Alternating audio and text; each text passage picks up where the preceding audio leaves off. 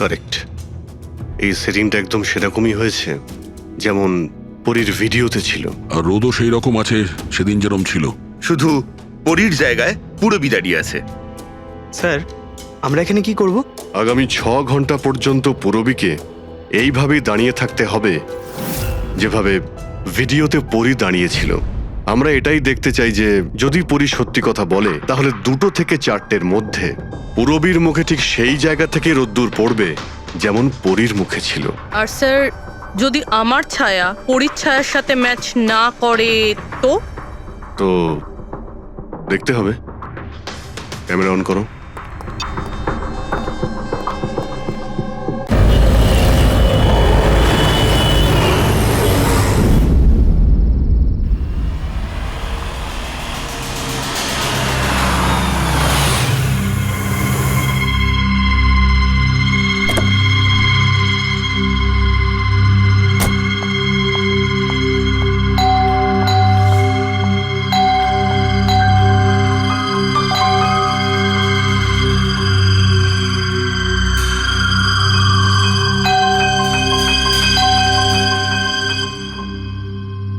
আমাদের পার্টিতে ডেকে নিজে ঘুমিয়ে পড়েনি তো? স্যার ও নিজের জন্মদিনের পার্টিতে কি করে ঘুমাবে? আরে ওকে কিছু বিশ্বাস নেই, 60 বছর বয়স হয়েছে। সুধীর বাইরে আয় ভাই। হ্যালো, পার্টি আজকেই তো নাকি কাল? হ্যাঁ পার্টি আজই, আই এম শিওর। আমি ওকে একবার ফোন করে দেখি।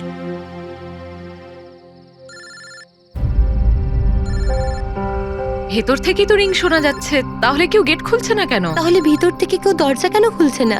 আমি বললাম না 60 বছর বয়স, এখনো বাচ্চা আছে। Sudhir,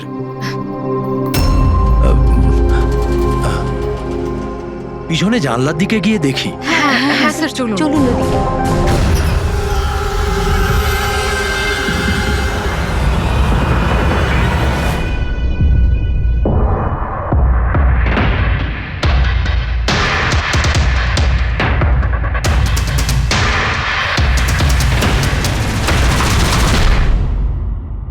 emergency medical card. এনার আমন্ড আর শেলফিশে অ্যালার্জি আছে।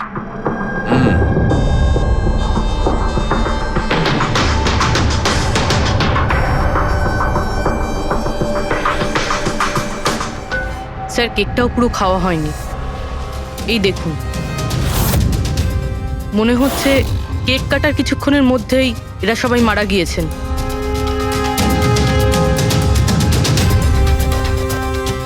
হাতাহাতির কোনো চিহ্নই নেই, সোজা গুলি করেছে।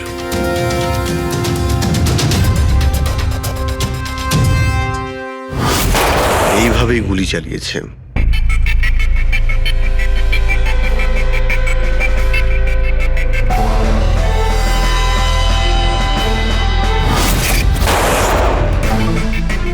আরেকটা লাশ কোথায়? ভেতরে আছে স্যার।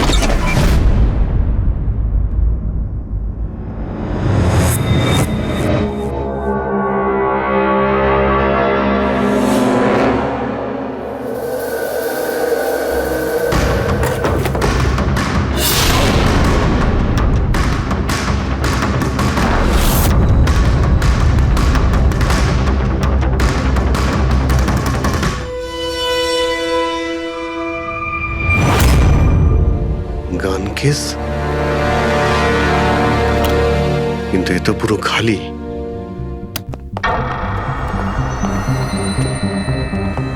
তবে স্যার এই ঘটনা ঘটেছে কতক্ষণ হয়েছে? এই 4 জনের মৃত্যুই কালকে দুপুর 2 থেকে 4টের মধ্যে হয়েছে। এরা কে কিছু জানতে পারলে? হ্যাঁ স্যার, উনি সুধীর বাবু, আর কে উইপস ইন্ডাস্ট্রির চেয়ারম্যান। ওর বড় ছেলে নীল আর এ ওর ছোট ছেলে রিতেশ। আর ভিতরে যে আছে সে সুধীর বাবুর স্ত্রী মায়া। স্যার, নীল আর রিতেশ দুজনেই আর কে উইভস কোম্পানির বোর্ড মেম্বার ছিল, কিন্তু কোম্পানির অবস্থা খুবই খারাপ ছিল, বন্ধ হওয়ার জোগাড়। প্রচুর ধার বাকি হয়ে গেছিল আর বাজারের ধারও মেটাতে পারছিল না, সমস্যা বেড়েই চলেছিল। তাহলে এখানে সেলিব্রেশন কি জন্য হচ্ছিল? স্যার সুধীর বাবুর 60তম জন্মদিন ছিল। বার্থডে সেলিব্রেট করছিল। তাহলে নিশ্চয়ই আরো অনেকে এসেছিল। অফিসের কিছু লোক এসেছিল স্যার, আর ওদেরকে জিজ্ঞাসাবাদ করে ছেড়ে দিয়েছি। এরা সবাই এখানে একসাথে থাকতো কি? না না স্যার, এখানে তো শুধু সুধীরবাবু আর মায়া থাকতেন। সুধীরবাবু নীল আর রিতেশের জন্য আলাদা আলাদা বাংলো কিনে রেখেছিলেন। এরা দুজন ওখানেই থাকতো। আজকে তারা বাবার জন্মদিন পালন করতে এসেছিল। স্যার সন্ধেবেলায় অনেক বড় একটা পার্টি হওয়ার কথা ছিল। কেক কাটার কিছুক্ষণের মধ্যেই সবাই মারা যায়। পার্টি প্ল্যান যারা করেছিল সেই টিমটা এসেছিল, কিন্তু কেউ দরজা খোলেনি দেখে চলে গিয়েছিল। বাস আমার মনে হচ্ছে না যে কেউ বাইরে থেকে এসেছিল। যা কিছু ঘটেছে এই চারজনের মধ্যেই ঘটেছে। কিন্তু বাড়িতে তো কোনো চাকর অবশ্যই থাকবে। আছে তো, চাকর আছে তো, কিন্তু তারা গ্রামে গেছে।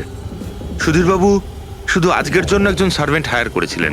সে কাল সকালে কাজ করে গেছিল, আর পার্টি শেষ হওয়ার পরে আজকে এসে পরিষ্কার করার কথা ছিল। পার্টি শেষ হওয়ার আগেই সবকিছু শেষ হয়ে গেছে। মনে তো হচ্ছে এটা মার্ডারই। সরি ডক্টর সালুকে, আমার এটা মনে হচ্ছে যে এই চারজন ছাড়াও এখানে আরো একজন ছিল, যে বাইরে থেকে ভেতরে এসেছিল। একটু মন দিয়ে দেখো, এখানে কোনো হাতাহাতির কোনো চিহ্ন নেই, আর প্রত্যেকটা জিনিস নিজের জায়গাতেই আছে। এটা মনে হচ্ছে যে কেউ কেকের মধ্যে কিছু মিশিয়ে দিয়েছিল, যেটা খেয়ে এরা চারজনই অজ্ঞান হয়ে গেছিল। তারপরে ওই 5 নম্বর লোকটা বাড়ির মধ্যে ঢুকলো, এসে সবাইকে গুলি করে দিল। এটা বস 100% মার্ডার। মার্ডার আর সুইসাইডও। আচ্ছা তোমরা তো নিশ্চিতভাবে কি করে বলছো?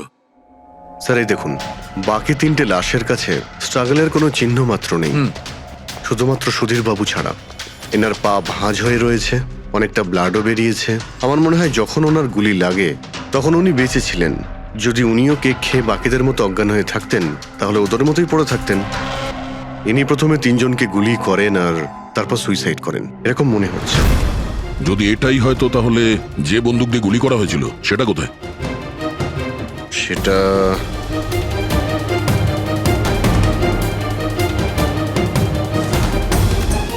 এখানে গুলি লেগেছিল, মানে মাথাতে। সুধীরবাবু যদি এইভাবে গুলি চালান তো এইভাবেই হয়তো পড়েছেন, আর তখনই হাত থেকে বন্দুকটা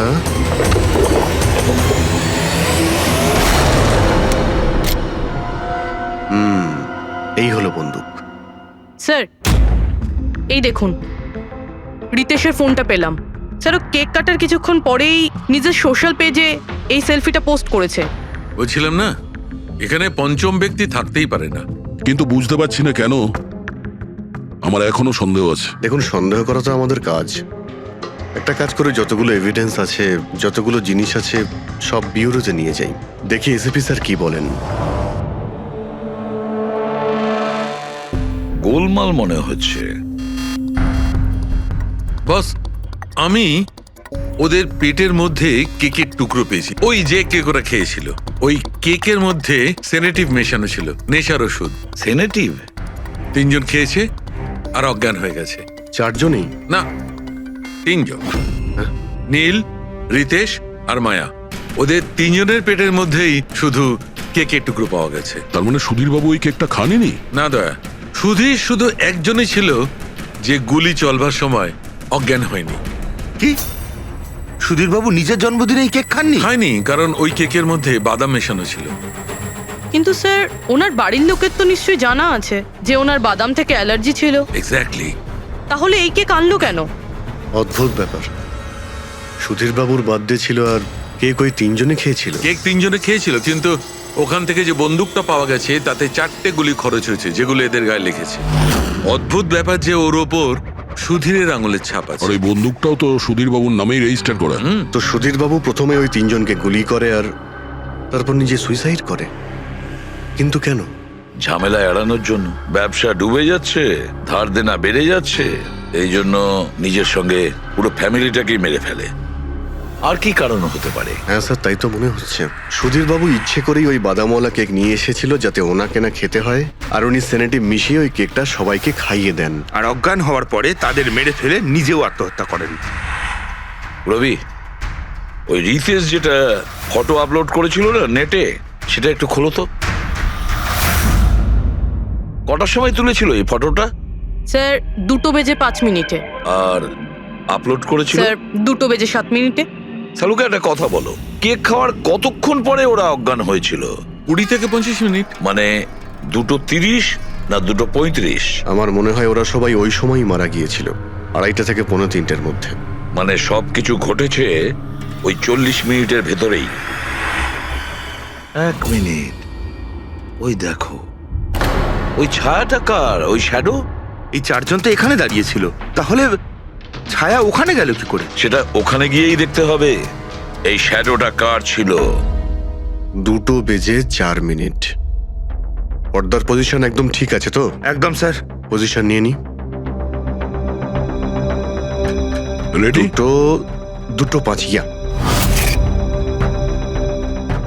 আরে এখানে তো কোনো ছায়া দেখতে পাচ্ছি না।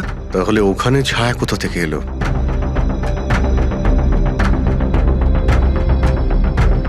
রোদটা এই দিক থেকেই আসছে। পুরবি তুমি ওইখানটা গিয়ে দাঁড়াও তো। ইয়া ব্যাস।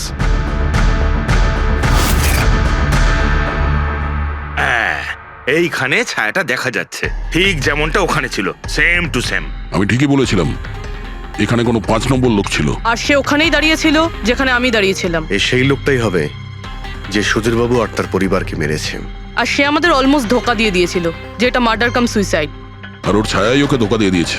কিন্তু স্যার আমরা এই ছায়ার মাধ্যমে খুনি অবধি পৌঁছবো কি করে? খুনির মেন টার্গেট ছিল সুধীরবাবু, আর সে ওই সময় ওখানেই দাঁড়িয়েছিল। নিশ্চয়ই চেনা জানাই কেউ হবে। কারেক্ট। খোঁজ নিয়ে দেখো সুধীরবাবু পার্টিতে কাদের কাদের ডেকেছিলেন।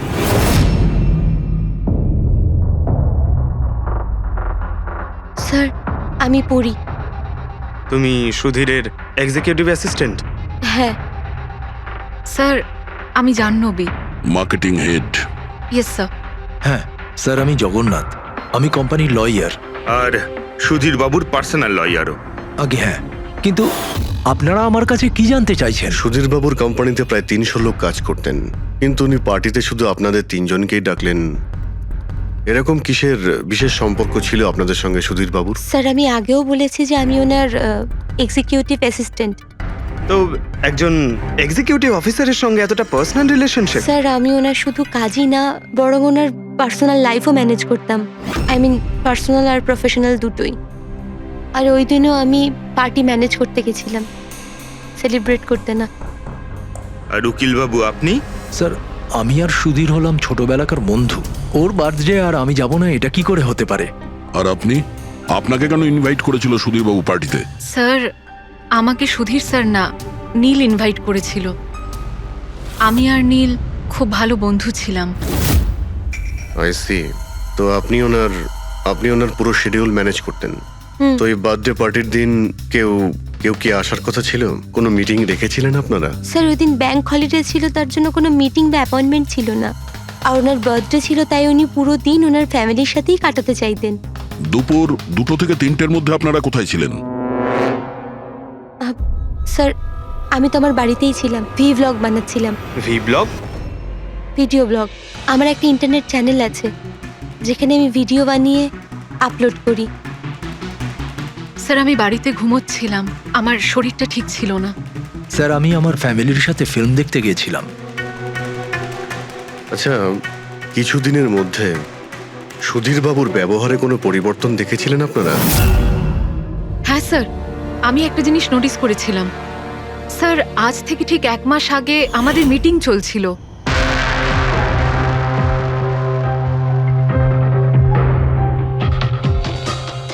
স্যার কি ব্যাপার, ভেতরে এসো। ঠিক আছে তুমি যাও।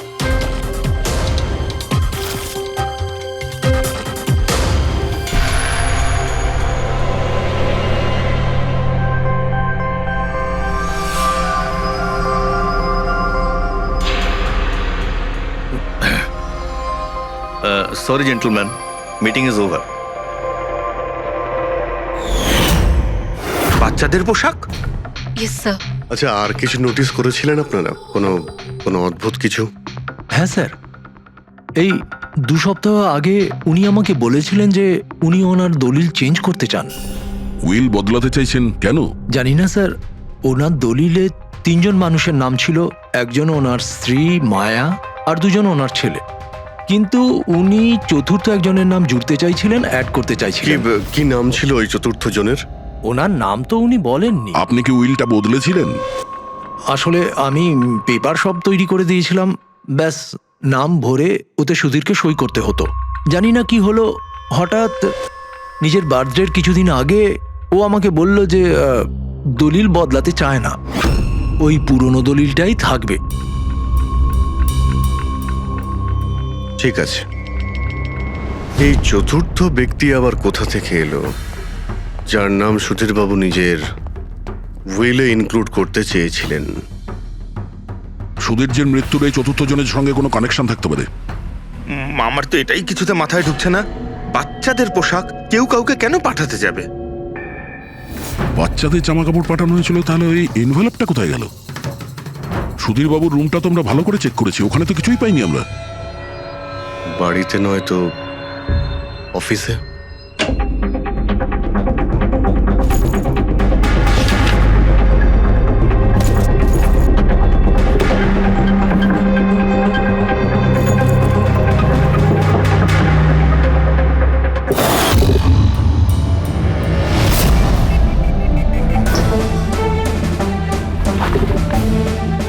পেয়ে গেছি।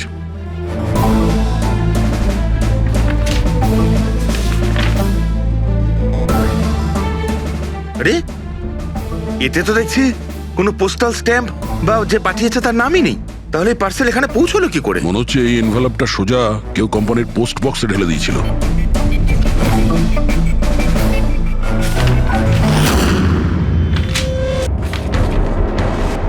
এই এনভেলপটা ডক্টর সালুকের কাছে পাঠিয়ে দিই, উনি হয়তো কিছু পেতে পারেন। ঠিক আছে। আচ্ছা, এই জাহ্নবী বলছিল যে এই পার্সেলটা দেখে মিস্টার সুধীর একদম চমকে গিয়েছিলেন। হতে পারে কোনো পুরনো স্মৃতি জেগে উঠেছিল। আর তারপর উনি কাউকে কলও করেছিলেন হয়তো। আগের মাসের কল ডিটেলস সুধীরবাবুরটা দেখি এই এনভেলপ পাওয়ার পরে সুধীরবাবু সবার আগে কাকে ফোন করেছিলেন? সুধীরের ফোন এসেছিল অনেক বছর বাদে। কি কথা হয়েছিল আপনাদের দুজনের? খুব রেগেছিল যে আমি ওকে কেন এনভেলপটা পাঠিয়েছিলাম, কিন্তু আমি তো ওকে এনভেলপ পাঠাইনি। কিন্তু কোনো কারণ তো ছিল যাতে সুধীরবাবু আপনাকে সন্দেহ করেন। হ্যাঁ, নিশ্চয়ই। ওই এনভেলপে বাচ্চার জামা ছিল। ওর মনে হয়েছিল ওটা সেই জামাটাই যেটা আমি আর সুধীর আমাদের সন্তানের জন্য কিনেছিলাম। আমাদের বাচ্চার জন্য? আমার আর সুধীরের সন্তান। 30 বছর আগে আমি আরকে ওয়েবস কোম্পানিতে অ্যাকাউন্ট ডিপার্টমেন্টে কাজ করতাম। সুধীরের বাবা সেটার মালিক ছিল। ওখানেই সুধীর আর আমার সম্পর্ক হয়েছিল। আর কিছু বোঝার আগেই আমি বুঝতে পারি যে আমি সুধীরের সন্তানের মা হতে চলেছি। তো আপনাদের দুজনের বিয়ে হয়নি? না, হয়নি। সুধীর তো কথা দিয়েছিল, কিন্তু ওর প্যারেন্টস রাজি হয়নি, কারণ আমি ওদের স্টেটাসে ছিলাম না। ওনারা তো সুধীরের বিয়ে অনেক বড়লোক বাড়িতে আর সেম স্টেটাসে করতে চেয়েছিলেন। তারপরে ওর প্যারেন্টস আর ফ্যামিলি খুব চেষ্টা করেছিল ওকে, আমাকে, এমনকি আমার ফ্যামিলিকেও বোঝানোর জন্য যে আমি বাচ্চাটাকে নষ্ট করে দিই। আমিও ঠিক করেছিলাম যে যাই হয়ে যাক আমি আমার সন্তানকে জন্ম দেবই। 15ই মার্চ 1990 সালে আমার সন্তান এই পৃথিবীতে এসেছিল, কিন্তু সেই রাতেই ও মারা গিয়েছিল। যে বাচ্চাটাকে কোলে নিয়ে আদর করছিলাম, ছোট ছোট জামা কাপড় পরাচ্ছিলাম, কিচ্ছু করতে পারিনি আমি ভেবেছিলাম যে এরকম সময় তো সুধীর আমার পাশে থাকবে, আমাকে সাপোর্ট করবে, কিন্তু ও তো এর আগেই আমার সাথে কথা বলাটাও বন্ধ করে দিয়েছিল। আর ওই মাসেই ও মায়াকে বিয়েও করেছিল। তো সেই জন্যই আপনি আজ অব্দি বিয়ে করেননি আর এখানে একাই থাকেন? হ্যাঁ। সুধীরবাবু আপনার সঙ্গে যা যা করেছেন তার জন্যে খুব কষ্ট হয়েছে আপনার, হয়তো খুব ঘেন্না করতেন ওকে। আমার থেকে বেশি ঘেন্না ওকে আর কেই বা করতে পারে। উনি আপনাকে আপনার অধিকার দেয়নি, আপনি সম্পত্তিতে ভাগ চাইলেন, আর যখন সম্পত্তি উনি আপনাকে দিলেন না তখন আপনি রেগে গেলেন আর মেরে দিলেন ওকে। আমি ওকে মারিনি, আর আমি ওকে কেন মারবো? আমি তো চেয়েছিলাম যে ও বেঁচে থাকুক আর সারা জীবন কষ্ট পাক। যেদিন সুধীরবাবু মারা যান সেদিন দুপুরবেলা আপনি কোথায় ছিলেন? আমি বাড়িতেই ছিলাম। আপনার কাছে কোনো উইটনেস বা প্রমাণ আছে? কোনো প্রমাণ নেই। হ্যালো, হ্যাঁ স্যার। ওকে স্যার, হ্যাঁ এখানেই আছেন, আমি বলে দিচ্ছি। হ্যাঁ, ইয়েস স্যার। স্যার, সালুঙ্কি স্যার ফরেন্সিকে ডাকছেন তাড়াতাড়ি, বলছিলেন যে কিছু দেখাতে চান। ওকে। শুনলে তো বিশ্বাসই করতে পারবে না বস। ওই এনভেলপটাকে যখন আমি ভালো করে পরীক্ষা করলাম তাতে কোনো ফিঙ্গারপ্রিন্ট তো পাইনি, কিন্তু ওই এনভেলপ থেকে আমি ডিএনএ এর জন্য স্যাম্পল পেয়ে গেছি। যে ওই চিঠিটা পাঠিয়েছে সে মনে হয় মুখ দিয়ে থুতুর সাহায্যে ওটাকে সেঁটে দিয়েছে।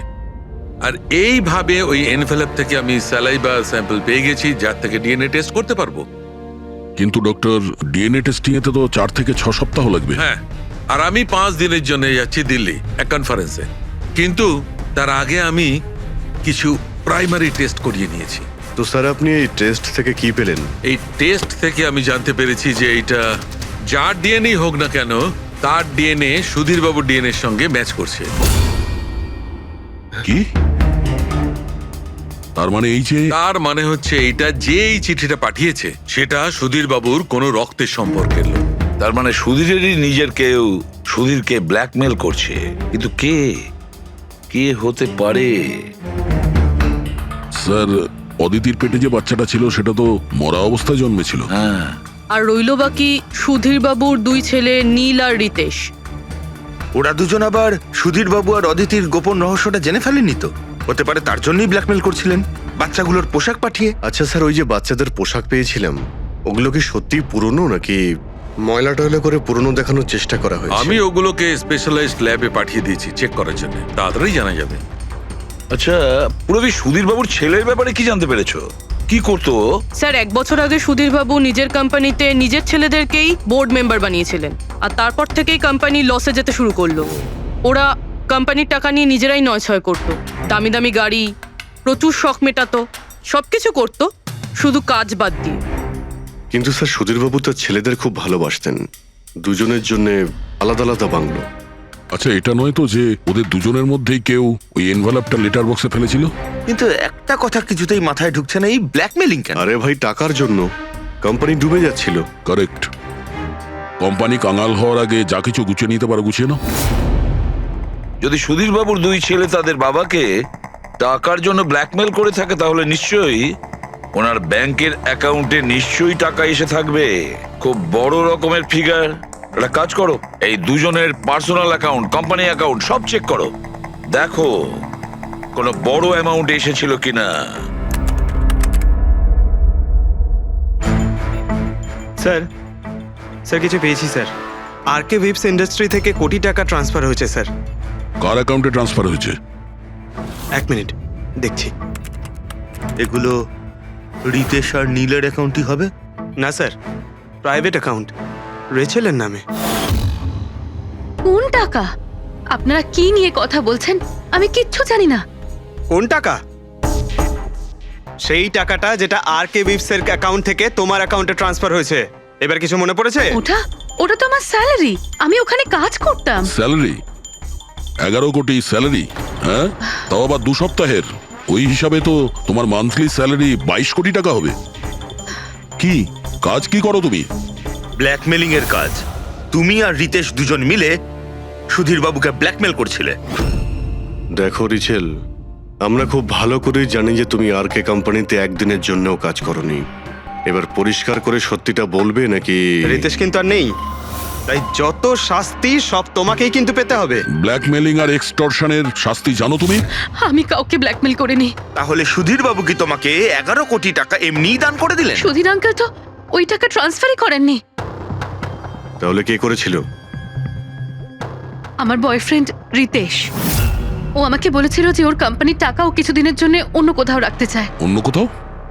কেন জানি না, আর আমি জিজ্ঞাসাও করিনি।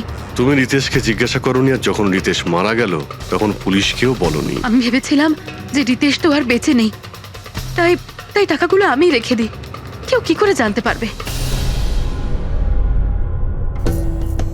কিন্তু সুধীর বাবুর ফ্যামিলিকে মারতে পারে কারা? পরি তো ভিডিও বানাচ্ছিল, আর জাহ্নবী অসুস্থ ছিল, আর জগন্নাথ নিজের ফ্যামিলির সঙ্গে ফিল্ম দেখছিল। কিন্তু অদিতির ব্যাপারে আমি কিছুই বুঝতে পারছি না। কিন্তু কে হতে পারে যে সুধীর বাবুকে এনভেলপ পাঠায়, ওই প্যাকেটটা পাঠায়, সে কে? ওর নামটা সুধীরবাবু উইলে লিখতে চেয়েছিলেন, কিন্তু লেখেননি। সে কে?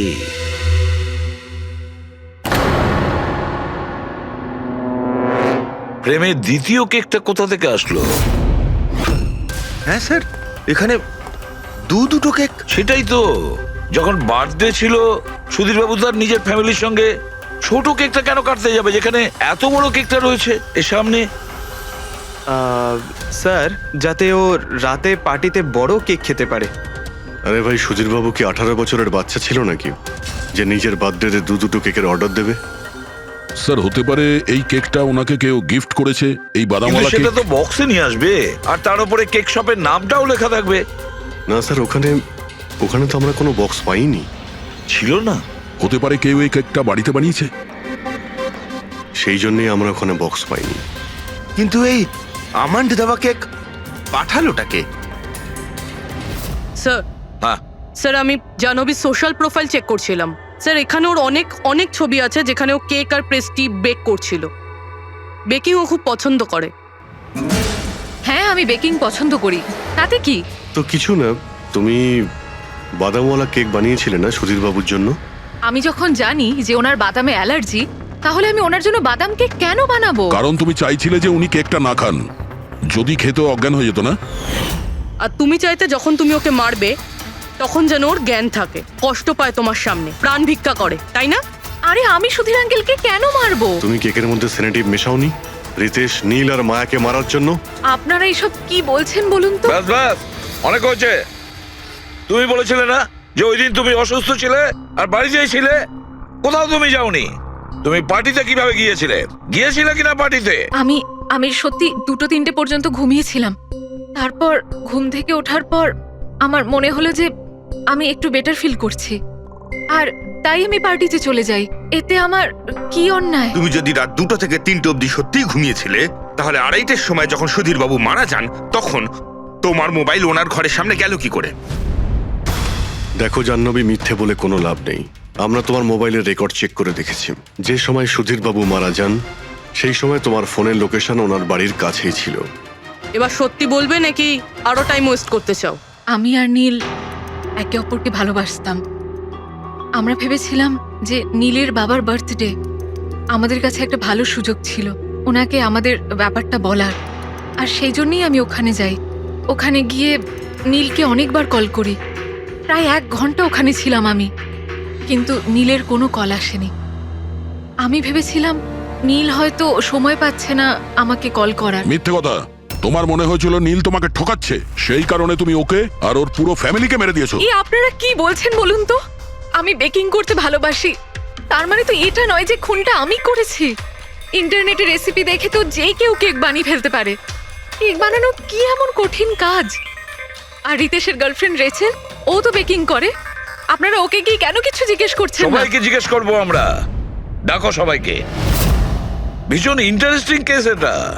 এরকম খুব কম হয় যে এতজনের কাছে একটা লোকের প্রাণ নেওয়ার জন্য সুযোগও আছে আর মোটিভও আছে।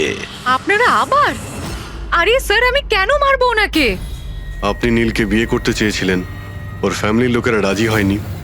এ তো খুব বড় একটা কারণ খুন করার। আর সুধীর বাবুর ফ্যামিলির জন্য আত্মমর্যাদা, সোশ্যাল স্ট্যাটাস অনেক গুরুত্বপূর্ণ ব্যাপার ছিল। এর সবচেয়ে বড় এক্সাম্পল অদিতি দেবী। আর সুধীর বাবু এই নিজের সম্পত্তি আর স্ট্যাটাসের জন্য আপনার জীবন নষ্ট করে দিয়েছেন। তাহলে আপনার থেকে বেশি ঘৃণা আর কে করতে পারে? আমার কাছে পয়সার কোনো মূল্য নেই, আর না কোনো বিষয়ে রিগ্রেট। আফসোস তো তোমার হওয়ার কথা রাচেল। এখানে তো 5,000 টাকার জন্য মানুষকে খুন করে, আর তুমি তো বসে বসে 11 কোটি টাকা পেয়েছো।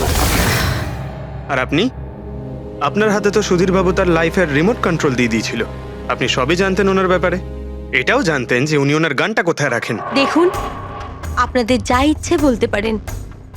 আমি আপনাকে আগেও বলেছিলাম যে আমি সেদিন ঘরে ভিডিও ব্লগ বানাচ্ছিলাম। চাইলে আমার ফোনও চেক করতে পারেন। হ্যাঁ হ্যাঁ, নিশ্চয়ই। ওই দেখি, জানা তো যাবে কিভাবে ভিডিও ব্লগ বানানো যায়।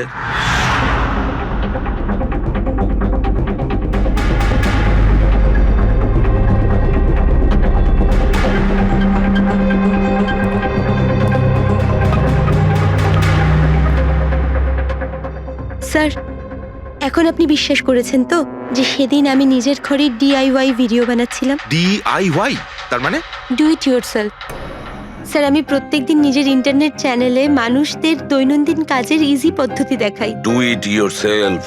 স্যার হ্যাঁ, নিউজ পেপারটা দেখুন, ডেটটা ওই একই। হ্যাঁ, সেটাই তো আছে। মানে ভিডিও ওই দিনই শুট করা হয়েছিল। স্যার হ্যাঁ পুরবি, স্যার আমি মেমোরি কার্ডের ডেট আর টাইম চেক করেছি। এই ভিডিওটা ওই দিনই তৈরি করেছিল, 2টো থেকে 4টের মধ্যে। আচ্ছা আর স্যার পরীর মোবাইল লোকেশন ক্রস চেক করেছিলাম আমরা, তাতে দেখলাম ও সেদিন বাড়িতেই ছিল। পুরবি, একটা কাজ করো, এই 4 জন লেডিসকে আলাদা ঘরে বসাও। স্যার হুম, চলো।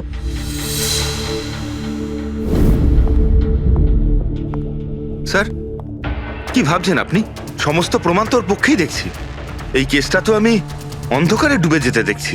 ঠিক একটা কথা তো পরিষ্কার, যখন অন্ধকার হয় তখন কোনো ছায়া পড়ে না, কিন্তু আমার মনে হয় এই পুরো কেসটাই ছায়ারই খেলা। সানডাইল জানো তো?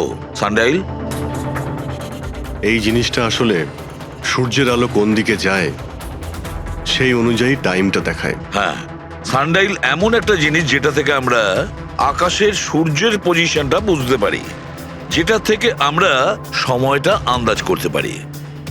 এবার দেখো, আমাদের পৃথিবী ঘুরতে থাকে আর সেই জন্য সূর্যের অ্যাঙ্গেলটাও বদলে যায়, যেটার কারণে সানডাইলে ছায়ার পজিশনটা বদলাতে থাকে। এটা তো মাথায় ঢুকে গেছে স্যার, কিন্তু এটার এই কেসটার সাথে কি সম্পর্ক বলুন এর তো? সঙ্গে সম্পর্ক আছে ফেডরিক। পরি, এই পুরো প্রমাণগুলোই আমরা পরীর কাছ থেকে কালেক্ট করেছি। পরি সে এমন একজন কেউ, পুরো এভিডেন্স গুলো ম্যানিপুলেট করতে পারে, মেমোরি কার্ডের ডেটটাও চেঞ্জ করতে পারে, পুরো এভিডেন্সেস কন্ট্রোল করতে পারে, কিন্তু সূর্যকে কন্ট্রোল পরি করতে পারে না। ভুলে যেও না যে সূর্য কোনো সময়ই ভুল সময় সে দেয় না। তার মানে পরী ভিডিওতে ডেট আর টাইম দুটোই চেঞ্জ করে দিয়েছে। হয়তো চেঞ্জ করেছে বা করেনি, কিন্তু এখন আমরা এই ছায়াকে প্রশ্ন করব যে পরি সত্যি বলেছে না মিথ্যে বলেছে। কারেক্ট, এই সেটিংটা একদম সেরকমই হয়েছে যেমন পরীর ভিডিওতে ছিল। আর রোদও সেই রকম আছে সেদিন যেরকম ছিল। শুধু পরীর জায়গায় পুরবি দাঁড়িয়ে আছে। স্যার আমরা এখানে কি করব? আগামী 6 ঘন্টা পর্যন্ত পুরবীকে এইভাবেই দাঁড়িয়ে থাকতে হবে যেভাবে ভিডিওতে পরী দাঁড়িয়েছিল। আমরা এটাই দেখতে চাই যে যদি পরী সত্যি কথা বলে তাহলে 2টো থেকে 4টের মধ্যে পুরবীর মুখে ঠিক সেই জায়গা থেকে রোদ্দুর পড়বে যেমন পরীর মুখে ছিল। আর স্যার যদি আমার ছায়া পরীর ছায়ার সাথে ম্যাচ না করে তো? তো দেখতে হবে। ক্যামেরা অন করো।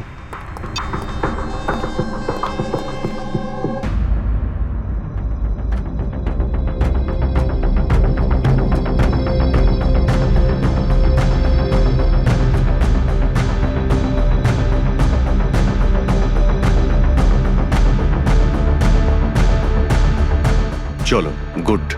ওকে পুরবী, রিল্যাক্স। আচ্ছা কি আছে এই ভিডিওতে? আরে দেখতে দাও ভাই।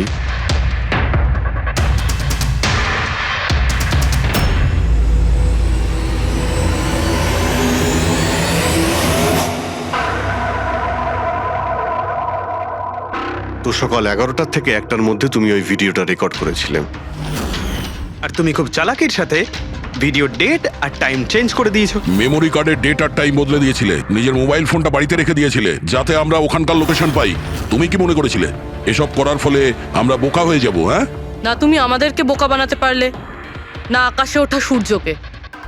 তোমার ভিডিওতে রোডের ডিরেকশন দেখে স্পষ্টই বোঝা যাচ্ছে ওই ভিডিওটা 11টা থেকে 1টার মধ্যে শুট করা হয়েছে। চেষ্টাটা ভালোই করেছিলেন, কিন্তু রিসার্চ ওয়ার্কটা একটু দরকার ছিল। পরি, তোমার ব্যাপারে আমরা সব কিছু জেনে গেছি। পড়ি, আমাদের হয়তো ম্যাক্সিমাম 4 সপ্তাহ সময় লাগবে তোমার ডিএনএ টেস্ট করে এটা প্রমাণ করতে যে তুমি সুধীর বাবুর মেয়ে, কিন্তু তাতে সত্যিটা বদলে যাবে না।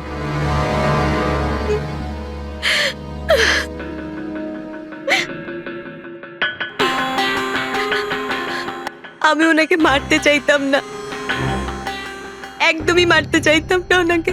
আমি তো শুধু এইটুকু চাইতাম যে উনি আমাকে স্বীকার করুক। ছোট থেকে এখনো অবধি আমি অনাথ আশ্রমে বড় হয়েছি, তার জন্য একটা ফ্যামিলি চাইতাম আমি। তুমি সুধীর বাবুর ব্যাপারে জানতে পারলে কিভাবে?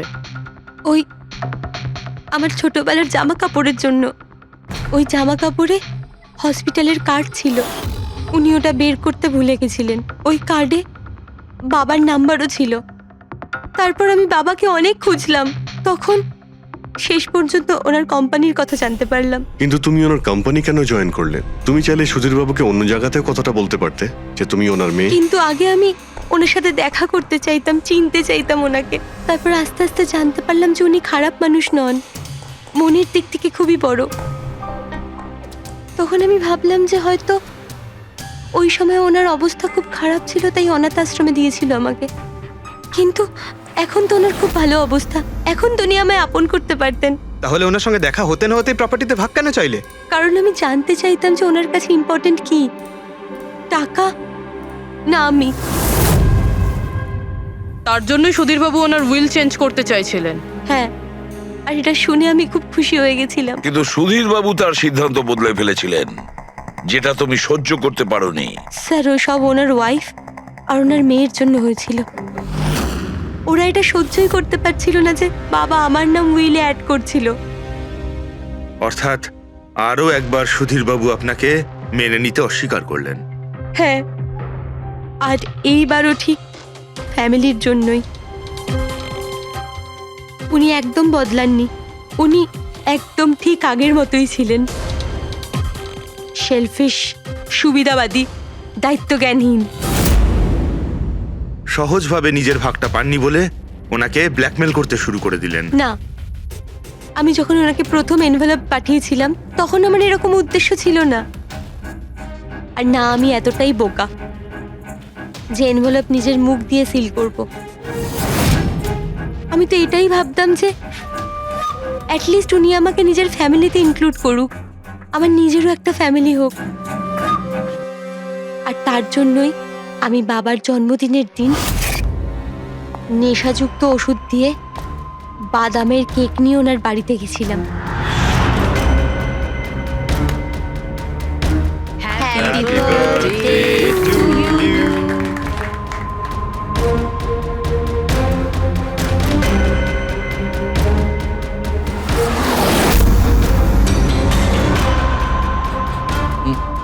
আমার অ্যালার্জি আছে।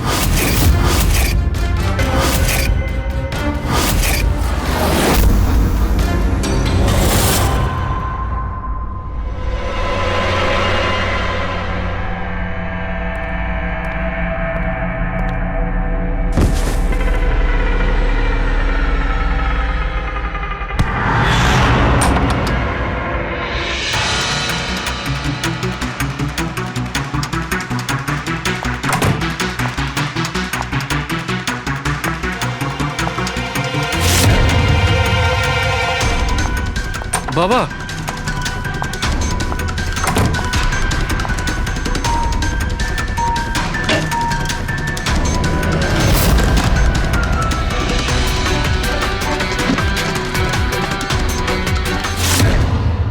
তুমি সুধীরবাবুর পুরো ফ্যামিলিকে মারতে চেয়েছিলে না? তোমার লক্ষ্য পূরণ হয়েছে। এবার তোমার সঙ্গে ওনার ফ্যামিলির লাস্ট মেম্বারও শেষ হয়ে যাবে। জেল যাওয়ার আগে আমরা তোমার সঙ্গে কারোর সঙ্গে দেখা করিয়ে দিতে চাই।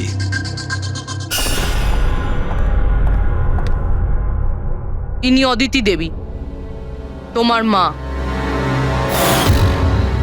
মা, আপনাকে মিথ্যে বলা হয়েছিল যে আপনার সন্তান মৃত জন্ম নিয়েছিল।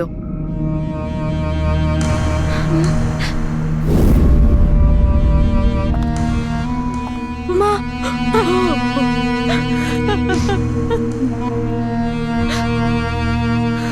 ওর এই সুধীর বাবু আর তার ফ্যামিলিকে শেষ করে দিয়েছে। আমরা দুঃখিত, আপনারা দুজন আবার বিচ্ছিন্ন হয়ে যাচ্ছেন। কোথায় আছিস? কোথায় আছিস তুই? তোর এত সাহস? আমার আমার পূর্বপুরুষের সম্পত্তির দিকে চোখ তোর? যদি সাহস থাকে তাহলে সামনে এসে দাঁড়া। আমার সম্পত্তির দিকে চোখ দিলে তোর ভালো হবে না বলে দিচ্ছি আমি। ভালো হবে না কিন্তু।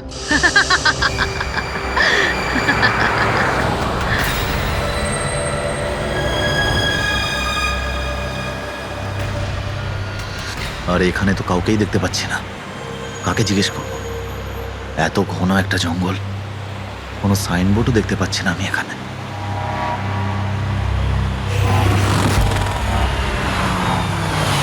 আরে দাদা, এই পিপলিয়া গ্রামের রাস্তাটা এই দিক দিয়ে তো নাকি? আরে শোনো না দাদা, আরে অদ্ভুত লোক তো রে ভাই।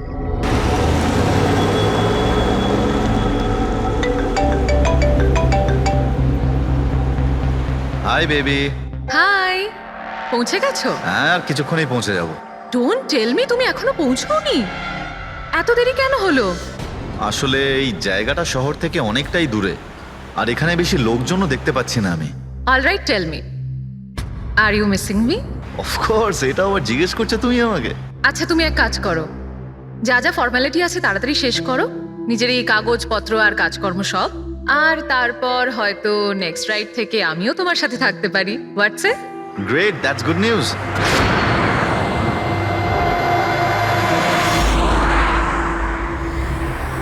আচ্ছা বেবি, আমার মনে হচ্ছে যে আমি পৌঁছে গেছি। আমি ওই বাড়িটাও দেখতে পাচ্ছি। আরে এই গেটটা কেন বন্ধ এখানে?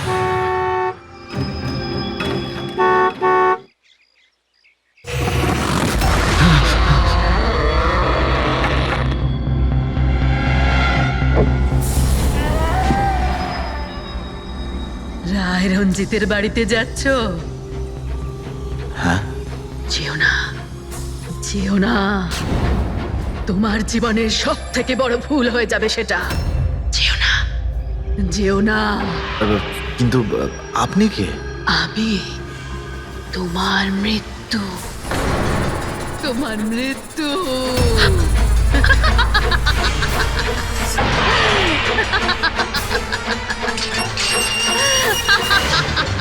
এই বুড়ি, যা যা যা।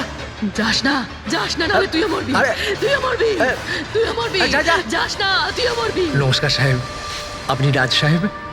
হ্যাঁ হ্যাঁ হ্যাঁ। আসুন আসুন আসুন আসুন। Hello Raj, Raj, are you okay? কে ছিল? হ্যাঁ হ্যাঁ বন্দনা, আমি ঠিক আছি একদম। কেউ ছিল না। আমি পৌঁছে গেছি বাংলোতে। ঠিক আছে, আমি পরে ফোন করছি তোমায়। Okay okay, you take care. I speak to you soon. Bye bye by.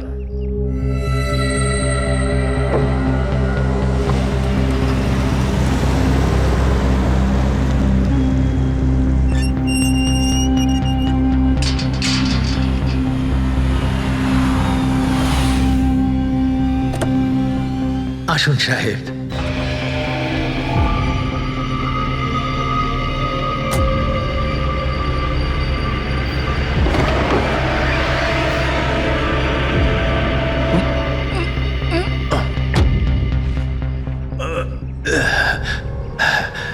সাহেব, রাস্তায় কোনো কষ্ট হয়নি তো? না, কিন্তু ওই মহিলা কে ছিল? ওই মহিলা যে আপনার সঙ্গে কথা বলছিল, ওর নাম লালি। একটু অদ্ভুত ধরনের। ওর কথায় আপনি কিছু মনে করেননি তো? না, খারাপ লাগেনি আমার। তবে আমি একটা কথা বুঝতে পারছি না, ওই মহিলা আমাকে এই বাড়িতে ঢোকার থেকে বারণ করছিল কেন? ওর কথাটাকে আপনি সেভাবে নেবেন না। মাথায় একটু গন্ডগোল আছে, যা পারে বকবক করে। আপনি আসুন, ভেতরে আসুন।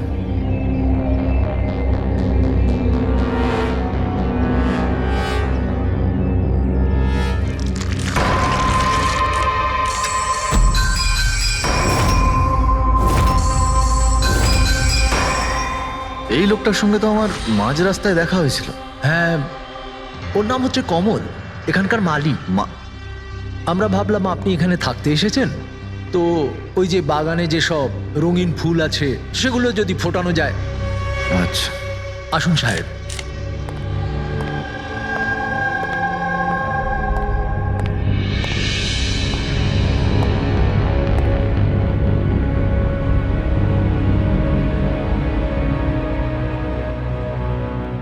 আচ্ছা একটা কথা বলুন আমায়। হ্যাঁ। আপনি কত বছর ধরে এখানে কাজ করছেন? সাহেব, এটা ধরে নিতে পারেন যে হামাগুড়ি দিতে দিতে এখানেই বড় হয়েছি। এই বাড়ি থেকে বেরোবো যখন আমি শ্মশানে যাব। সাহেব, এবার এই বাড়ি আপনার। আপনি আমাকে চাকরি থেকে বের করে দেবেন না তো? আরে না না না, কি সব কথা বলছো তুমি? তুমি একদম নিশ্চিন্ত থাকো, কোনো চাপ নেই। আর এমনিতেও এত বড় একটা বাড়ি, তুমি ছাড়া আর কে দেখাশোনা করতে পারে বলো, তাই না? মানতেই হবে আপনি খুব ভালো মানুষ। আসুন।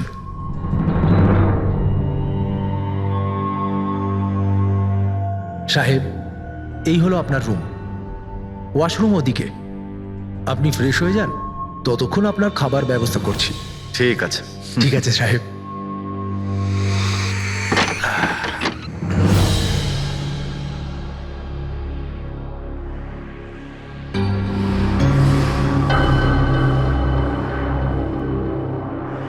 চলে যা, চলে যা, চলে যা, না হলে তুইও মরবি।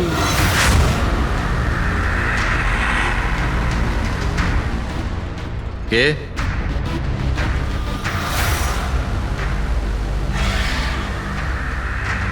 আমি বললাম তো চলে যা।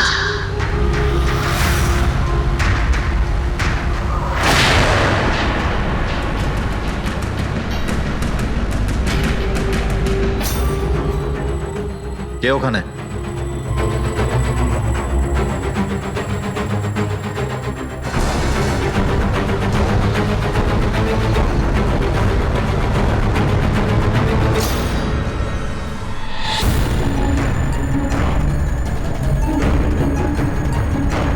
যেভাবে বাকি সবাই মরেছে সেইভাবে তুইও মরবি।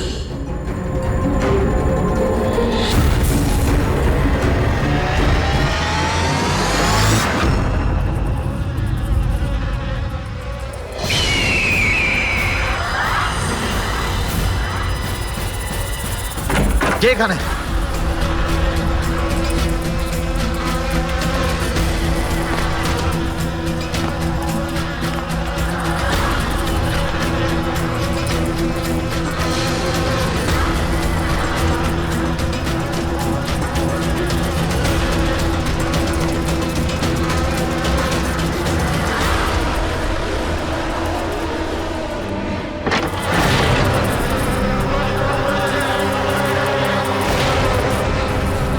মৌমাছি?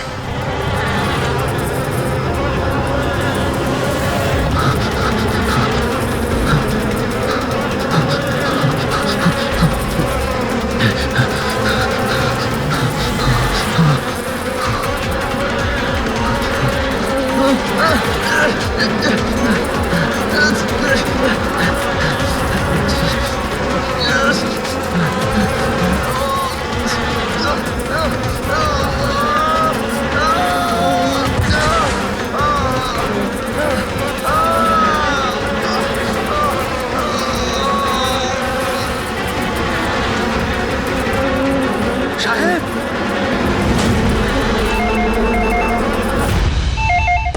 হ্যালো।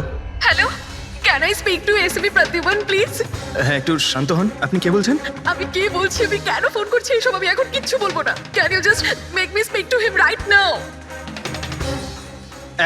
এক মিনিট হোল্ড করুন। স্যার, হ্যাঁ, স্যার একটা ফোন কল আছে। স্যার, একজন লেডি বলছেন যে শুধু আপনার সঙ্গেই কথা বলবেন। Hello, hello, SB Pratiman? আমি এসিপির প্রদ্যুমান বলছি। স্যার, হ্যাঁ বলুন। স্যার আমি বন্দনা বলছি আমেরিকা থেকে। হ্যাঁ বলুন, স্যার আমার সাথে খুব খুব খারাপ হয়েছে স্যার। কি হয়েছে আপনার সঙ্গে? স্যার আমার ফিয়ান্সে রাজ ইন্ডিয়া গেছিল নতুন একটা বাংলো কিনতে। স্যার ওখানে মৌমাছির কামড়ে ওর মৃত্যু হয়ে যায়। কি? আচ্ছা তাহলে আমি আপনার জন্য কি করতে পারি বলুন? স্যার, স্যার কিন্তু আমার মনে হয় যে ওর মৃত্যু মৌমাছির কামড়ে হয়নি। ইনফ্যাক্ট আমার মনে হয় ওকে মারা হয়েছে। হ্যাঁ কিন্তু আচ্ছা এটা আপনার কেন মনে হচ্ছে? স্যার ও যখন প্রপার্টি কেনার পর কাগজ কলমের কাজ করতে চাচ্ছিল তখন তারপরে কি হয়েছিল? স্যার আমি পরিষ্কার শুনতে পেয়েছিলাম রাজকে এক মহিলা হুমকি দিচ্ছিল। কে কে ছিল সেই মহিলা? No sir, I have no clue. আচ্ছা একটা কথা বলুন, আপনার এই রাজের এই ইন্ডিয়াতে কারোর সঙ্গে কোনো শত্রুতা ছিল বা কোনো ঝগড়া টগড়া? না স্যার, রাজের কারোর সাথে কোনো ঝগড়াঝাটি বা শত্রুতা ছিল না। ইনফ্যাক্ট রাজ তো ইন্ডিয়াতে কাউকেই চেনে না। তাহলে কে করতে পারে, কে রাজের প্রাণ নিতে পারে বলে আপনার মনে হয়? আচ্ছা আপনি কি কাউকে সন্দেহ করেন? না স্যার, কোনো সন্দেহ নেই। স্যার রাজ তো একটা ভালো কাজে গেছিল। কিরকম কাজ? He wanted to start orphanage. ও একটা অনাথ আশ্রম খুলতে চেয়েছিল। সত্যিই ভালো কাজ, কিন্তু কার কাছ থেকে বাড়িটা কিনেছিলেন তিনি? স্যার বাড়িটা তো ও গভর্নমেন্টের থেকে নিলামে কিনে নিয়েছিল। ও শুধু ইন্ডিয়া আইনি কাজের জন্য গেছিল। দেখুন একটা কাজ করুন, পুরো ব্যাপারটা ডিটেলে আমাকে পাঠিয়ে দিন, আমি যথাসাধ্য চেষ্টা করব আপনার জন্য, কেমন? স্যার আমি সিআইডির ব্যাপারে খুব শুনেছি। স্যার আমি জাস্টিস পাবো তো? বন্দনা দেবী, আমি আপনাকে কথা দিচ্ছি সম্পূর্ণ ন্যায় বিচার পাবেন আপনি। আর যে আপনার রাজের ক্ষতি করেছে তাকে আমি শাস্তি দেব। বন্দনা, ওনার হবু স্বামী রাজ আমেরিকা থেকে ইন্ডিয়াতে আসে বাড়ি কিনে অনাথ আশ্রম চালানোর জন্য, আর রাজের মৃত্যু হয় মৌমাছির কামড় খেয়ে। ইন্টারেস্টিং।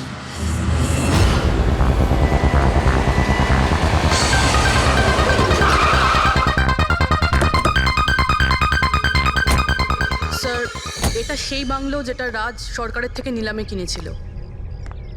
দেখে তো মনে হচ্ছে অনেকটাই প্রপার্টি। এই জায়গাটা দেখাশোনা তুমিই করো? আগে হ্যাঁ বলুন। বলবেন আপনি, আমরা শুধু শুনবো। মানে সিআইডি। সিআইডি? হঠাৎ কি হলো স্যার? রাজ রাকেশ নামের একটা লোক এখানে খুন হয়েছে। যা হয়েছে খুব খারাপ হয়েছে। এই বাংলোটা উনি সরকারের থেকে কিনেছিলেন। হ্যাঁ ওনারই কথা বলছি। ওনার তো খুন হলো, মৌমাছিরা কামড়ালো, তাই ওনার প্রাণ গেল। আমি তো নিজের চোখে দেখেছিলাম। হ্যাঁ হয়তো তুমি দেখে থাকবে। এখানে এই বাংলোতে আসার আগে কোনো মহিলা ওনাকে হুমকি দিয়েছিলেন। ওই মহিলার ব্যাপারে তুমি জানো কিছু? আচ্ছা ওই লালি সাহেব, ওই বুড়িটা তো নানা রকম সময় নানা রকম কথা বলে। ওর কথাগুলো আপনি সেভাবে নেবেন না। কোনটা সিরিয়াসলি নেব আর কোনটা নেব না ওটা আমরা ঠিক করব। আপনি শুধু এটা বলুন, ওই লালি ও থাকে কোথায়? কোথাও নয় স্যার। কোথাও না মানে? ওই বেচারির না কোনো ঘর আছে, না কোনো নিজের পরিবার। ব্যাস সারাদিন এদিক ওদিক ঘুরে বেড়ায়। না কোথাও হয়তো বসে বা খাবার টাবারও খায়, এমন কোনো জায়গা তো আছে যেখানে ও বেশিরভাগ সময় কাটায়? হ্যাঁ, পাশেই একটা পুকুর আছে, প্রায় ওখানে বসে থাকে। আচ্ছা দয়া, তুমি একটা কাজ করো, তুমি গিয়ে লালির সঙ্গে দেখা করো, ততক্ষণ এই বাড়িটাকে আমি ভালো করে তল্লাশি করি। ঠিক আছে। এবার তুমি ওই জায়গাটা দেখাও যেখানে খুনটা হয়েছিল। আসুন স্যার। রাজ সাহেব এখানে পড়েছিলেন।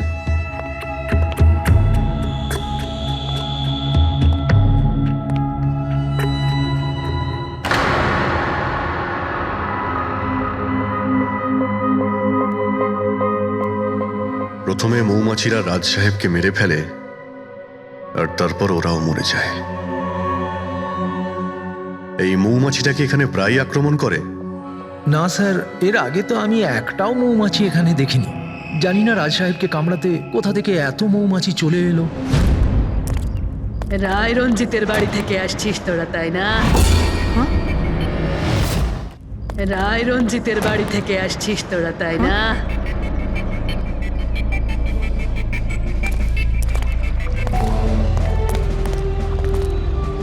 কি বললেন আপনি? রায় রঞ্জিতের বাড়ি থেকে আসছিস? আপনি কে? কেন গেছিলি ওখানে? নিজের মৃত্যুকে নিমন্ত্রণ জানাতে? স্যার মনে হয় এই লালি। আপনি লালি না? তোকে কে বললো রে? তোকে তোকে রায় রঞ্জিতের চরগুলো এখানে পাঠিয়েছে তাই না? হ্যাঁ, ওরাই পাঠিয়েছে তোকে তাই না? কে কে রায় রঞ্জিত? সাপ ছিল একটা, সাপ। ওই লোকটা আমার ঠাকুমাকে ঠকিয়েছিল, ওনাকে নিজের বাড়ি থেকে ধাক্কা মেরে বার করে দিয়েছিল। বের করে দে ওকে। ছেড়ে দাও আমাকে, ছেড়ে দাও আমাকে, ছেড়ে দাও, পায়ে পড়ি। লজ্জা হওয়া উচিত তোমার রঞ্জিত। তুমি নিজের বৌদিকে বাড়ি থেকে বের করে দিচ্ছ। নিজের দাদার কথা তো অন্তত একবার ভাবতে। আরে দাদার কথা আবার কি ভাববো? ও নিজেই তো আঙ্গুলের ছাপ দিয়ে এই বাড়িটা আমার নামে করে দিয়েছে। তুই ওকে মদ খাইয়ে বিশ্বাসঘাতকতা করে এই কাজটা করেছিস।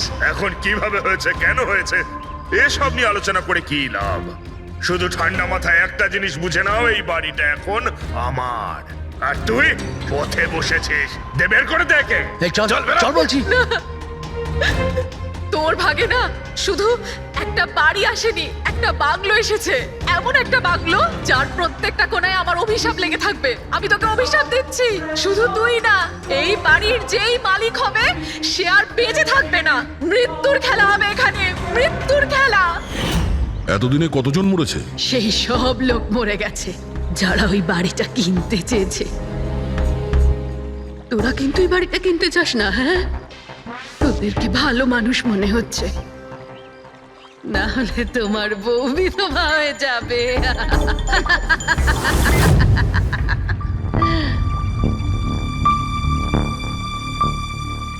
মাসিমা, এই কিছু টাকা আছে, কাজে আসবে।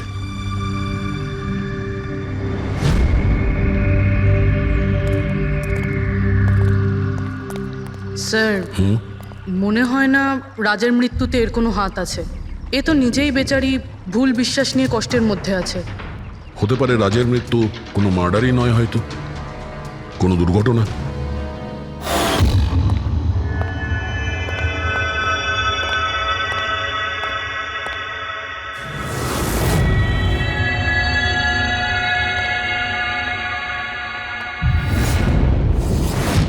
ঘরের দরজাটা খোলা কেন?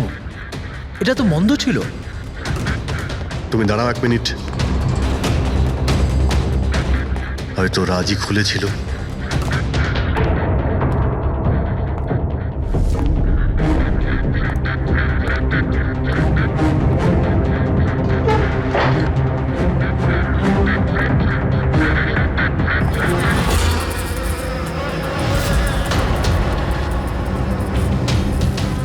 এখানে তো মৌচাক দেখতে পাচ্ছি। এদিকে এসো। আসছি স্যার। এই তো মৌমাছির চাক। আরে, আমি প্রথমবার দেখছি স্যার। কিন্তু এই রাজ এই স্টোর রুমে কি করতে এসেছিল? স্যার হয়তো বাংলোটা দেখতে এসেছিলেন। আচ্ছা, আর সেই সময় তুমি খাবার আনতে গিয়েছিলে? হ্যাঁ স্যার।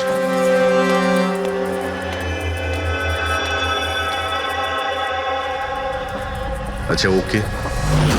ও তো কমল স্যার, এখানকার মালিক। যখন মিস্টার রাজ মারা গিয়েছিলেন তখন ও ছিল এখানে? আগে হ্যাঁ স্যার। কমল, এদিকে এসো, সাহেব ডাকছেন। আগে স্যার, কমল যখন রাজ সাহেব মারা গিয়েছিলেন তখন তুমি এখানে কোনো অচেনা লোককে দেখেছিলে? কোনো অদ্ভুত ঘটনা ঘটেছিল? না স্যার। আচ্ছা, এই মৌচাক এখানে থাকাতে তোমার কোনো কাজ করতে অসুবিধা হয় না? মানে তোমায় কোনোদিন কামড়ায়নি এরা? না স্যার, মৌমাছি তো তখন কামড়াতো যদি এখানে কোনো চাক থাকতো। আমি তো এর আগে এই চাকটা এখানে দেখিনি কখনো স্যার। কি বলছো তুমি? হ্যাঁ স্যার, আমি আপনাকে বলেছিলাম না, এর আগে এই বাড়িতে আমি একটাও মৌমাছি দেখিনি। অদ্ভুত ব্যাপার। তাহলে এই মৌচাকটা এলো কোথা থেকে? আর মৌমাছিটা রাজকেই বা কেন কামড়ালো? তো কোনো এক্সপার্টই বলতে পারবে। হ্যাঁ সালুকে, কি জানতে পারলে রাজের মৃত্যুর ব্যাপারে? কিভাবে মারা গেছে? বস, এর মৃত্যু মৌমাছির কারণে হয়েছে। আচ্ছা, তুমি কি শিওর রাজের মৃত্যু ঠিক মৌমাছির কামড়েই হয়েছে? হ্যাঁ বস, ডক্টর যে রিপোর্ট বানিয়েছে আমি সেটাও দেখে নিয়েছি। রাজকে খুব ভালোভাবে চেকও করে নিয়েছি। আমার সম্পূর্ণ বিশ্বাস যে রাজের মৃত্যু মৌমাছির কামড়ের জন্যই হয়েছে। স্যার, ছোটবেলায় আমাকেও মৌমাছি কামড়েছে, কিন্তু আমি তো বেঁচে আছি। হ্যাঁ ডক্টর সালুখে, পঙ্কজের উপর বিষের প্রভাব পড়েনি কেন? ফ্রেডি, পঙ্কজকে মৌমাছি কামড়েছে, কিন্তু অনেক মৌমাছি কামড়ায়নি। আসলে একটা দুটো মৌমাছি কামড়ালে ব্যাপারটা আলাদা, কিন্তু যদি একসঙ্গে অনেক মৌমাছি কামড়ায় তাহলে ইটস ইম্পসিবল। মৌমাছির কামড় খেয়ে সালুখে বলছে যে রাজের মৃত্যু মৌমাছির হুল ফুটানোতে হয়েছে, মৌমাছির বিষে। আর রাজের হবু স্ত্রী বন্দনা বলছে রাজকে খুন করা হয়েছে।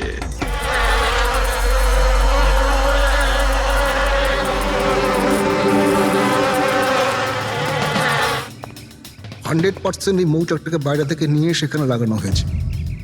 মৌমাছির চাককে এক জায়গা থেকে এনে অন্য জায়গায় লাগানো যায়? এতটাই সোজা এটা? ততটা অসম্ভব নয়। মধুর ব্যবসার জন্য প্রায়শই এটা করা হয়ে থাকে। আপনি বলতে পারেন কতদিন আগে এটা লাগানো হয়েছে? বেশি দিন নয়, এই ধরুন 2-3 দিন আগে। স্যার, যদি ধরেও নি যে খুনি এই জন্যই চাকটা লাগিয়েছিল যাতে ও রাজকে খুন করতে পারে, কিন্তু ও কি করে জানলো যে এই মৌমাছিগুলো রাজের ওপর হামলা করবে, অন্য কারোর ওপর নয়? মৌমাছিরা বিনা কারণে কাউকে কামড়ায় না। হ্যাঁ, মৌমাছি হুল ফোটানোর পরে এদের শক্তি কমে যায়। তাহলে এটা কি এমন জিনিস যে ওদের উত্তেজিত করে অ্যাটাক করার জন্য? দেখুন, যখন ওরা বুঝতে পারে সামনের ব্যক্তি তার কোনো ক্ষতি করতে পারে। আচ্ছা, এরকম কি হতে পারে যে মৌমাছিদের কোনো ট্রেনিং দেওয়া হয়েছে যে ওরা কোনো লোককে আক্রমণ করতে পারে? কি কথা বলছেন অভিজিৎ স্যার?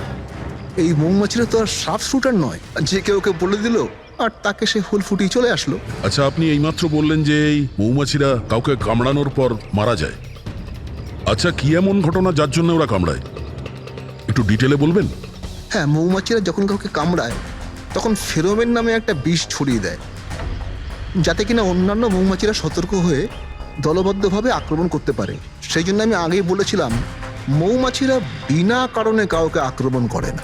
নিশ্চয়ই রাজ এই মৌচাকের মৌমাছিদের কোনো ক্ষতি করতে গিয়েছিল। স্যার, খুনি কি করে জানতে পারলো যে রাজ মৌমাছিদেরকে ডিস্টার্ব করবে? এই মৃত্যুটা দুর্ঘটনা নয় তো? না পূর্বী, রাজ আসার 2 দিন আগে এই চাকটাকে এখানে লাগানো এটা কোনো কাকতালীয় ঘটনা নয়। স্যার, রাজের মৃত্যুর পরে এই বাংলোটা বন্দনার নামে হয়ে যাবে। এই সব কিছুর পিছনে বন্দনা নেই তো? বন্দনা ইন্ডিয়াতে কবে আসছে? What nonsense! How could you even think like that? আপনারা এটা ভাবলেন কি করে যে রাজের মৃত্যুর পেছনে আমারই হাত আছে? আর যদি তাই হয় যে রাজের মৃত্যুর পেছনে আমারই হাত আছে, তাহলে আমি আপনাদের ফোন কেন করতাম? পুলিশ তো অলরেডি কেস ক্লোজ করে দিয়েছিল, তাই না? দেখুন, আমরা শুধু জিজ্ঞাসা করছি। তবে মিস্টার রাজের পরে এই বাড়িটা কার নামে হবে? I don't know. রাজ গভর্নমেন্টের থেকে এই বাড়িটা কিনেছিল, তো হয়তো গভর্নমেন্টেরই হাতে চলে যাবে। আমি এখনো কোনো নোটিশ পাইনি। কয়েকদিনের মধ্যে রাজের কারোর সঙ্গে ঝগড়া হয়েছিল? I have already told you that. Raj খুব ভালো মনের মানুষ ছিল, আর ওর সাথে কারো শত্রুতা হওয়া অসম্ভব একটা ব্যাপার। যদি আমি জানতাম যে ওর ভালো মনই ওর প্রাণ কেড়ে নেবে, তাহলে আমি ওকে এখানে আসতেই দিতাম না। এই অনাথাশ্রম খোলার চিন্তা ভাবনা ওনার মাথায় এলো কি করে? রাজ নিজে একজন অনাথ, তাই ও অন্য অনাথ বাচ্চাদের ফিলিংস বোঝে। ও অনাথ বাচ্চাদের বাড়ির মতো একটা পরিবেশ দিতে চেয়েছিল। আর ও যেই জানতে পারলো যে গভর্নমেন্ট এই বাড়িটা নিলাম করছে, তখনই রাজ সব থেকে বেশি দাম দিয়ে এই বাড়িটা কিনে নেয়। আচ্ছা, তাহলে রাজের মৃত্যুর কারণে এই বাড়িটা না তো? হতে পারে আর কেউ এই বাড়িটাকে কিনতে চেয়েছিল, রাজ এখানে এসে গেছিল তাই। হোয়াট? কেউ এতটা নিচ কিভাবে হতে পারে? পৃথিবীতে কি আর মনুষ্যত্ব বলে কিচ্ছু নেই? মনুষ্যত্ব আছে, বন্দনা দেবী, মনুষ্যত্ব আছে। তবে এমন মানুষ আছে যাদের সত্যি মনুষ্যত্ব বলে কিছুই নেই। জানার চেষ্টা করি যে কার কার এই প্রপার্টির উপর নজর ছিল। দেখুন স্যার, আমি আপনাদের বলতে পারবো না যে রাজবাবু ছাড়া এই নিলামের সঙ্গে আর কে কে যুক্ত ছিলেন। সরি। কেন কেন বলতে পারবেন না? দেখুন, এটা সরকারি ইনফরমেশন, আমি এইভাবে যে কারোর সাথে এটা শেয়ার করতে পারি না। দেখুন, আমরাও তো সিআইডির হয়েই কাজ করছি। হ্যাঁ, আপনার কথা বুঝতে পারছি, কিন্তু আসলে কি বলুন তো, যদি সরকারি নোটিশ পাই তাহলে এই ইনফরমেশন আপনাদের দিতে পারি, আদারওয়াইজ পারবো না। স্যার, নোটিশ পেয়ে গেছি। এবার তো আপনি দেবেন। দেখুন, সরকারি কাজ যদি নিয়ম মেনে হয় তাহলেই ভালো লাগে। হ্যাঁ, ঠিক আছে। এই নিন, এই নিন। সব মিলিয়ে মোট 12 জন লোক ছিলেন যারা এই বাংলোটা কিনতে চেয়েছিলেন স্যার। স্যার, এই বাংলোর কাছে সরকার একটা হাইওয়ে বানাচ্ছে, সেই জন্য সবাই বেশি বেশি করে দাম বলছে, আর সবাই এই বাংলোটা কিনতে চায়। আচ্ছা, রাজের মৃত্যুর পর এই বাড়িটা কে পাবে? দেখুন, রাজবাবু ডকুমেন্টেশন কমপ্লিট করেননি, সেই জন্য এই নিলাম আবার করা হবে, আর যে জিতবে সেই বাংলোটা পেয়ে যাবে। I see. নতুন করে নিলামি আবার কবে হবে? দেখুন স্যার, সেই ডেটটা এখন অব্দি ফিক্সড হয়নি, কিন্তু আপনাদের আরও একটা কথা আমি বলতে চাই স্যার, যে রাজবাবুর যতজন বিল্ডার ছিলেন ওরা সবাই রেগে ছিল, বেশ বিরক্ত ছিল। এর কারণ হচ্ছে উনি সব থেকে বেশি দাম দিয়েছিলেন। না স্যার, অ্যাকচুয়ালি উনি ডেডলাইনের পরে বিড সাবমিট করেছিলেন স্যার, সেই জন্য লোকজন বিরক্ত ছিল আমার। কিন্তু যদি উনি ডেডলাইনের পরে উনি বিট করে থাকেন তাহলে সরকার অ্যাকসেপ্ট করলো কি করে? স্যার, অ্যাকচুয়ালি উনি ওখানে অনাথ আশ্রম খুলতে চেয়েছিলেন স্যার। আর স্যার, আমেরিকার সাথে ইন্ডিয়ার টাইমের যে পার্থক্য সেটা হলো 9.5 ঘন্টার স্যার, সেই জন্যই সরকার ওই বিডটা অ্যাকসেপ্ট করেছিল স্যার। দেখুন, এখন বাড়িটা সেই পাবে যার ভাগ্যে ওটা লেখা থাকবে। ভাগ্যে যদি নাও থাকে তো উনি তার ভাগ্য বদলানোর জন্য চেষ্টাও করেছিলেন, আর সেই লিস্টের মধ্যেই কেউ হবে। ললিতবাবু, এটা তো আবার দ্বিতীয়বার নিলাম হবে। তা যারা অ্যাপ্লাই করেছে এই দ্বিতীয় নিলামের জন্য, আমরা কি ওদের লিস্টটা দেখতে পারি? নো, সরি, এই লিস্টটা আমি আপনাদের এই জন্য দেখাতে পারলাম কারণ এই নিলামই হয়ে গেছে, কিন্তু যে নতুন লিস্টটা আসতে চলেছে সেটা আমি কোনোভাবে আপনাদের দেখাতে পারবো না। আরে আরে আরে আরে আরে শালুকে, তুমি কি করতে চাইছো? কি শুনছি আমি? যা শুনেছো একদম ঠিক শুনেছো বস। কি শুনেছি? রিজাইন দিচ্ছ নাকি? হ্যাঁ। কেন কেন কেন? ব্যাস, আমার টাইম এসে গেছে। কিসের টাইম এসেছে? 1 মিনিট, টাইম আছে এখনো?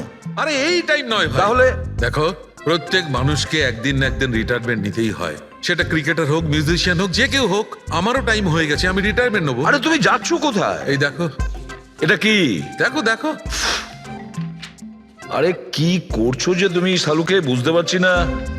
এয়ার টিকিট, যাচ্ছ কোথায়?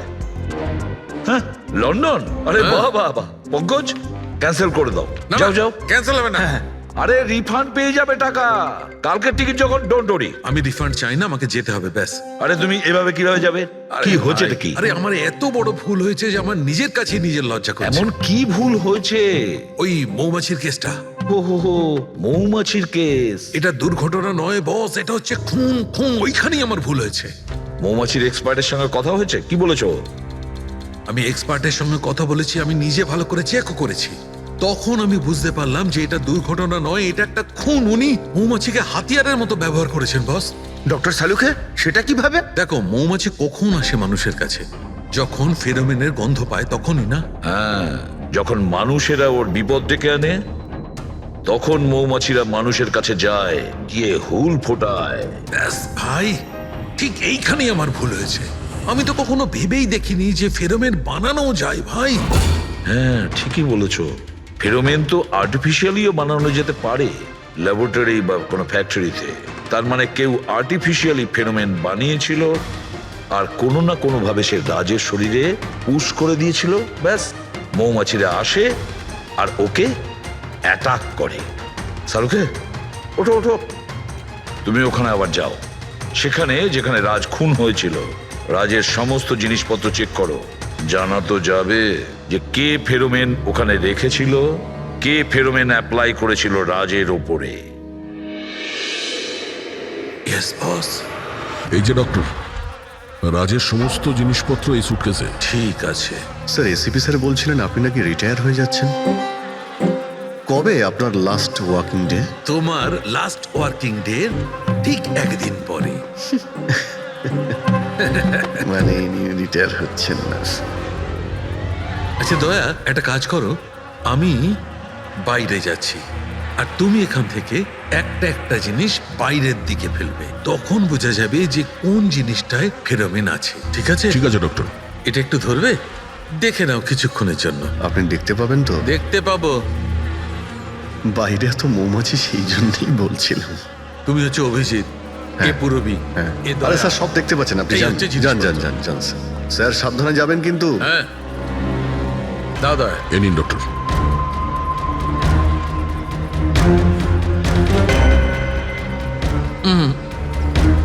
না এতে ফেরোমেন নেই।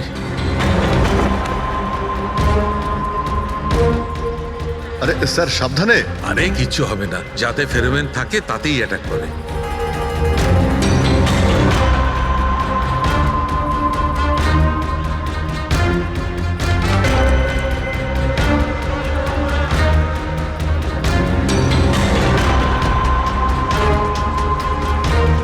আরে দেখ,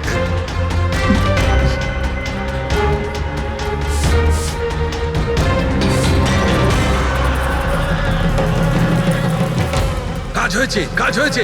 দেখো সব কটা মৌমাছি অ্যাটাকিং মোডে আসছে। তার মানে কেউ রাজের পারফিউমে ফেরোমিন মিশিয়েছিল।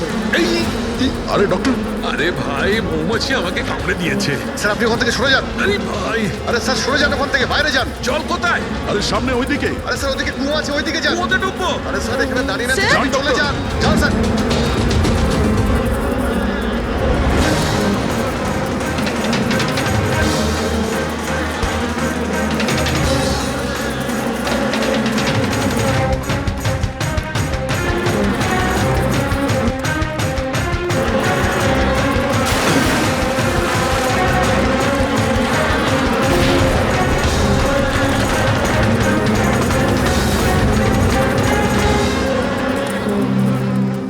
আপনি ঠিক আছেন ডক্টর? বাপ রে বাপ, এই মৌমাছিরা আপনাকে রিটায়ার হতে দেবে না স্যার।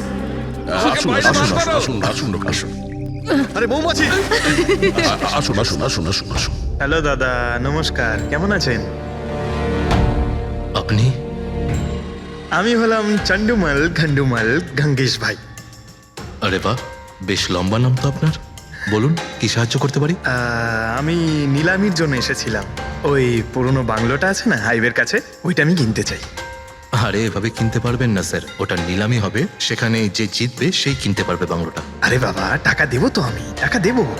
দেখুন আর সময় নেই হাতে, মাত্র 15 মিনিট বাকি আছে, আপনি লেট করে ফেলেছেন। আরে কি বলছেন আপনি, 15 মিনিটে কি কি হয়ে যায়? আরে দেখুন না আপনি, আমি তো এই ভিডিওর জন্য এইটাও নিয়ে এসেছি। এই দেখুন।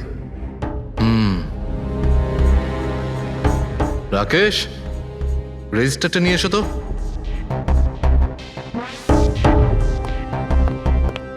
স্যারকে দাও, এন্ট্রি করুন স্যার। Thank you. হ্যাঁ, এখানে এন্ট্রি করে দিন। Okay sir.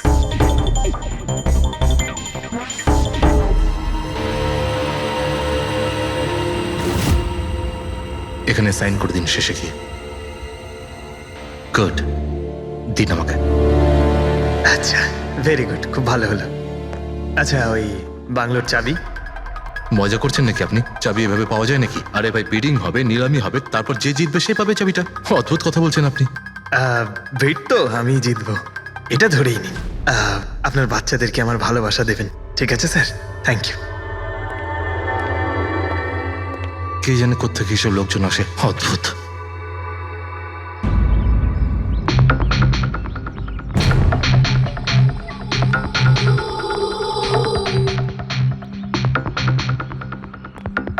কি দাদা, কাজ হয়েছে? স্যার এই দেখুন আমার হাতের কাজ। Good job Pankaj. 12 জনের মধ্যে 2 জন আছে যে দ্বিতীয়বার বিট করেছে এই বাড়িটা কেনার জন্য, হেমন্ত আর রোশন। মানে খুনি এই দুজনের মধ্যেই কেউ হতে পারে। আর সে যেই হোক না কেন, এবারেও এই বাড়িটা কেনার জন্য যে কোনো পথ অবলম্বন করতে পারে। বন্ধুগণ, সেই সময় হয়ে গেছে যখন আমরা বলতে পারবো যে নিলামির বিজেতা কে হয়েছে। আর আমি খুব আনন্দের সাথে এটা জানাতে পারছি যে নিলামির বিজেতা হলেন মিস্টার রোশন। রোশন বাবু, আপনাকে অনেক অনেক অভিনন্দন। এক মিনিট, কিসের অভিনন্দন? সব থেকে বেশি বিড আমি লাগিয়েছি, ও কি করে জিতলো? দেখুন দাদা, আপনার কোনো ভুল হচ্ছে, সব থেকে বেশি বিড রোশন বাবু করেছিলেন, তাই ওনাকে দেওয়া হয়েছে বাংলোটা। এটা হতেই পারে না। আরে আমি অনেক বড় বিট দিয়েছিলাম, এই বাড়িটা আমার পাওয়ার কথা। কিসের টাকার কথা বলছেন স্যার? আমি 3টে খামি চেক করেছিলাম, আর চেক করার পরে মিস্টার রোশনের বিড সব থেকে বেশি ছিল, তাই ওনাকে এই বাংলোটা দেওয়া হচ্ছে। প্লিজ কাম অন ইয়ার, হেরে গেছো যখন বাচ্চাদের মতো কেঁদো না। বিজনেস এটা, আপ ডাউন তো হতেই থাকে। বিজনেসে চুরি চামারি চলে না। খামগুলো দেখান। আপনি প্রথমে ওই খামগুলো দেখান যেগুলোর মধ্যে সবাই বিট লাগিয়েছে। তাড়াতাড়ি দেখান। দেখান দেখান দেখান, ওকে দেখিয়ে দিন। দেখান। না না না, আমি ওটা দেখাতে পারবো না, এটা নিয়ম বিরুদ্ধ। চুরি করাও নিয়মের বিরুদ্ধে। আমি 7 কোটির বিট লাগিয়েছিলাম। 4 কোটি। এক্ষুনি হেড অফিস থেকে ফোন করবে, বলবে আমি 3 কোটি লাগিয়েছিলাম। 4 কোটি কম। কোনো ফোন আসবে না। বোকা পেয়েছে নাকি আমাদের? আপনি বললে ফোন আসবে। চলো তোলো, ফোনটা তোলো এক্ষুনি। আমি কি করব না করব সেটা আপনার কাছে শুনবো না আমি। আপনি ললিত বাবু, আপনি তো অনেক আইন টাইনের কথা বলছিলেন আমাদের, আর এদিকে ফোনই তুলছেন না। হ্যাঁ, আরে এটা তো খুব বাজে ব্যাপার। আপনি ব্যুরোতে চলুন। আপনি কোথায় পলাচ্ছেন রোশন বাবু? আপনি আমাদের মিষ্টি খাওয়াবেন না? নতুন প্রপার্টি কিনছেন আপনি? হ্যাঁ, আরে আপনিও চলুন। চলুন চলুন। স্যার, রোশনবাবু একদম ঠিক বলছেন স্যার। রোশনবাবুর এর সঙ্গে কোনো সম্পর্ক নেই স্যার। যা ফ্রড হয়েছে স্যার আমি করেছি। এই রোশনের অপরাধ নিজের কাঁধে কেন নিচ্ছ? ও কি তোমাকে অনেকগুলো টাকা দিয়েছে? একটা কথা মনে রেখো, এই টাকা খরচ করার সময় পাবে না। খুব তাড়াতাড়ি তোমার ফাঁসি হবে। স্যার স্যার, এই সামান্য বেইমানির জন্য ফাঁসি দেবেন আমাকে? আরে না না, বেইমানির জন্য নয়, খুন করার জন্য। খুনের জন্য ফাঁসি হবে। স্যার, খুন কার খুন স্যার? রাজ রাকেশের খুন, যে আগের নিলামে ওই বাড়িটা প্রপার্টিটা কিনেছিল। স্যার, কিন্তু আমি কাউকে মারিনি স্যার। স্যার, আমি মারিনি কাউকে স্যার। আমরা জানি জানি এই রওশনই মেরেছে। তুমি ওর কথা ফাঁস করে দাও, না হলে এর পাপের ফল কিন্তু তোমাকে ভোগ করতে হবে। স্যার, এটা আপনি কি বলছেন স্যার? আমি রাজকে কেন মারতে যাব বলুন? ওই প্রপার্টির জন্য। আর কিসের জন্য? আপনি এসব কি বলছেন স্যার? আমি মানছি আমি ললিতের সঙ্গে এক হয়ে নিলামির কাজে একটু আদ্রু গুপি কাজ করেছি, কিন্তু এই প্রপার্টির জন্য আমি কাউকে খুন করে দেব নাকি? তার মানে তুমি বলতে চাইছো তুমি এই খুন করনি? না স্যার। আচ্ছা ঠিক আছে, রবি ওই পারফিউমটা নিয়ে এসো তো একটু।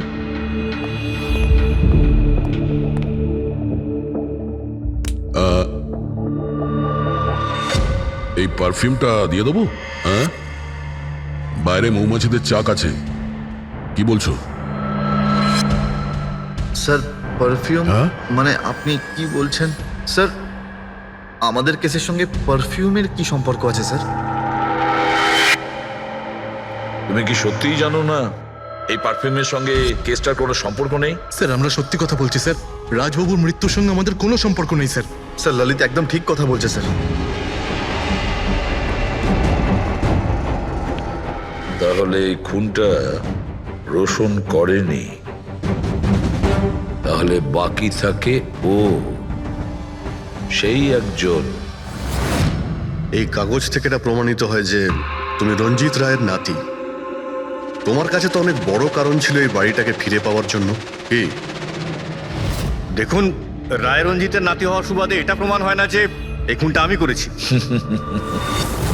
হেমন্ত বাবু, খুনি কখনো কখনো তার অপরাধের প্রমাণ তার নিজের সঙ্গে নিয়ে ঘোরে, যেমন আপনি। আমি বুঝলাম না ঠিক। আপনাকে বোঝাচ্ছি, এই দেখুন প্রমাণ। অদ্ভুত ব্যাপার ডক্টর সালুখে, আপনারা সেফটি স্যুট পরা সত্ত্বেও এইভাবে আপনাদের মৌমাছি কামড়াতে পারলো? হ্যাঁ, কখনো কখনো সেফটি স্যুট পরা সত্ত্বেও মৌমাছি কামড়াতে পারে। আর তার উপর মৌমাছির চাকটাকে যদি এদিক থেকে ওদিকে নিতে হয় তাহলে তো আরো বেশি অ্যাটাক হতে পারে। দেখুন, আসলে এই অনেক হয়েছে হেমন্ত। নিজেকে নির্দোষ প্রমাণ করার জন্য আর কোনো রাস্তা আছে তোমার? আজ্ঞে না, আমি এসব কাজ করেছি। যখন রাজ বাংলোতে ঢুকলো তখন আমি ওখানেই ছিলাম, আর সুযোগ পেয়ে আমি বাংলোয় ঢুকে পড়েছিলাম। আমি পারফিউমের বোতলের মধ্যে ফেরোমেন মিশিয়ে দিয়েছিলাম। তারপর রাজকে আওয়াজ দিয়ে ডিস্টার্ব করে আমি ওকে মৌচাকের কাছে নিয়ে যাই, আর তারপর যা কাজ মৌমাছি করেছে। আমি আমার পৈতৃক বাড়িটা ফেরত পেতে চেয়েছিলাম। বাহ বাহ বাহ, নিজের পৈতৃক ভিটে বাঁচাতে আপনি একজনকে খুন করে দিলেন। আইন আপনাকে কোনোদিন ক্ষমা করবে না। খুব কম হলেও আজীবন কারাবাস হবে আপনার। নিয়ে যাও একে পঙ্কজ। চলো।